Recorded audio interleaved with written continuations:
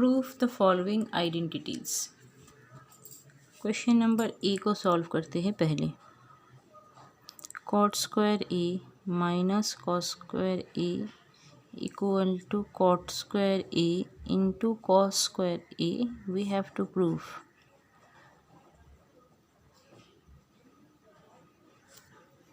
ठीक है, पहले एलएचएस लिख लेंगे यहाँ पे। Cot square A minus cos square A. अभी देखो कॉट स्क्वायर ए का वैल्यू क्या है, हम लिख सकते हैं कॉट स्क्वायर ए को cos square A upon sine square A minus cos square A. ठीक है, यहाँ पे मैं लिख सकती हूँ कॉस स्क्वायर ए को इस तरह से अलग से रख के दोनों में से कॉमन ले लिया कॉस स्क्वायर ए, तो यहाँ पे अगर कॉस स्क्वायर ए कॉमन ले लिया तो रह जाएगा 1 अपॉन साइन स्क्वायर ए, यहाँ पे रह जाएगा -1। ठीक है, तो फिर मैं यहाँ पे अभी क्या करूँगी cosec square A, reciprocal formula यहाँ पे यूज़ हुआ -1। ठीक है, क्योंकि 1 upon sine A equal to cosec A, तो यहाँ पे मैंने किया 1 upon sine square A equal to cosec square A. ठीक है, तो अभी इसको मैंने रख दिया कॉस स्क्वायर ए, और यहाँ पे देखो कोसेक स्क्वायर ए -1 जो मैंने यहाँ पे लिखा है कोसेक स्क्वायर ए -1, इसका वैल्यू हो जाता है कॉट स्क्वायर ए।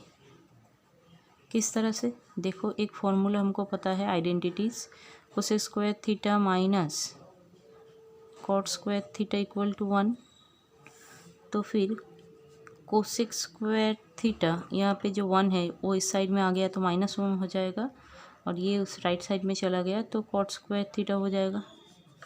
तो कोसेक स्क्वायर थीटा -1 होता है कॉट स्क्वायर थीटा, तो यही फॉर्मूला यहाँ पे यूज़ होगा। कोसेक स्क्वायर ए -1 मतलब होता है कॉट स्क्वायर 1। ठीक है, इसी को थोड़ा सा हम इसको आगे और इसको बाद में लिखेंगे, cot square A into cos square ए। देखो राइट साइड यही है, proved.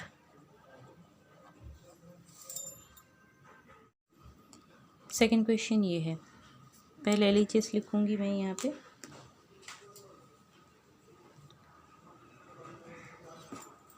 One plus tan square A upon 1 plus sec A.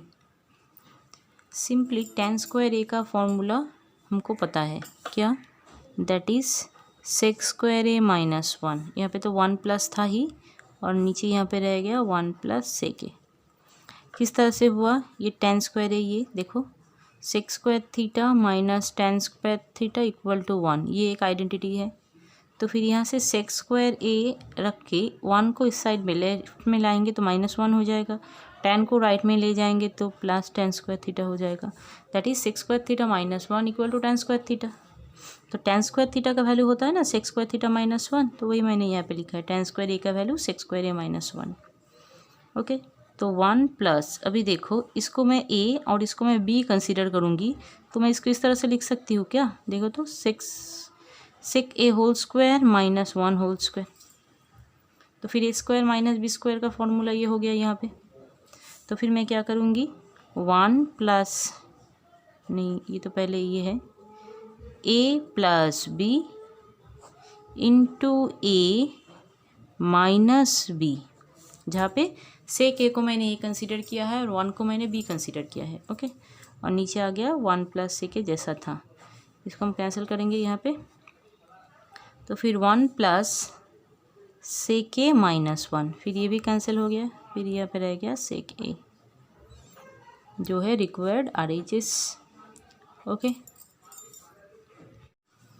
Number C, LHS मैं पहले लिख लूँगी cosec A plus cot A 1 minus cos A, ये दिया हुआ है प्रोडक्ट फॉर्म में।